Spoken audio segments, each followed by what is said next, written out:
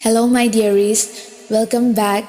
Ngasi se aikogi channel asida hanadagi subscribe tawbiduna wari tabiribasingdi aikogi channel asi munna khangbiramlani adubu nauna subscribe tawbiraiba listeners singda karigumba kharadang bulabki oina amuka ningsingjage madudi aikogi channel asida hapchariba wari sing asi tangkak naina nungtigi hapchabani amuktangda bulab oina hapchade karigino haibada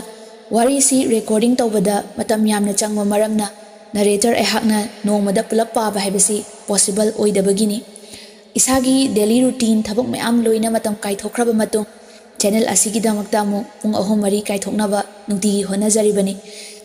aduna mayamna wari sing asi sangi sangdi haina warobinu wari si sangna hapiu hairabadi week amada amurak aniraktagi hena hapangam jararoi aduna channel asigi consistency amasu maintain tawdaba yadabanina amadi listeners mayamgasu nungti connected oraga laibasina channel asibu hena lively and exciting ohenbra haina khanjai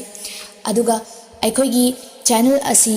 listeners mayamgi maramna hena magun haplibani matam bulairagadi mayamgi penaba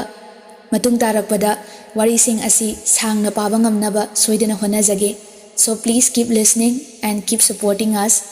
Lastly, narrator ayhaka mayamga unabagi fans meet up asi ekoi next month da soidana tawjarage haina lepchare. Next month asi anauba chahi su hobaga aigi birthday month su oiba aduga mayamga sakhang maikhang nabagi tanjadu aigi birthday month sida organize tawraga hena special ohening bagini mayamna yamna kuina ngai haiduna warobiganu date, location and timing loina status update tawjarakani. So guys, hold your breath and stay tuned. I just can't wait to see you all. Have a great Sunday.